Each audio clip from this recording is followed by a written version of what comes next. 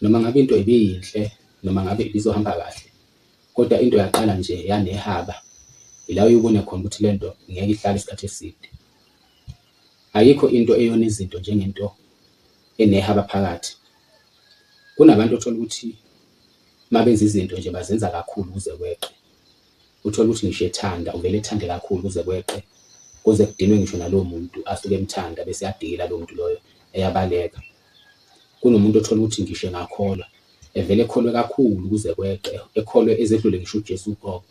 Uvele ubone ukuthi lo muntu lona lokho kukholwa kwakhe ngeke kuhlale isikhathi eside. Into nje noma yini empilweni uma uke wayenza kakhulu kwaze kweqa, leyo nto leyo isuke isizobonakala, isuke ingeke izihlale isikhathi eside.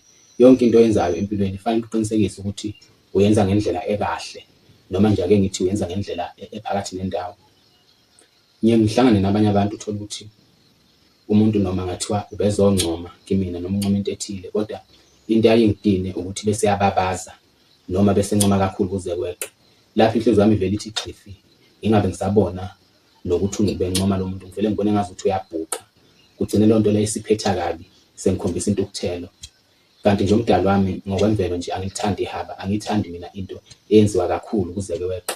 Woyinaka indlela osuke wenza ngayo izinto ukuthi awenzi yini ngehaba, ngoba uma wenza ngehaba into oyenza kakhulu kuze kweqe igcine isiyonakala.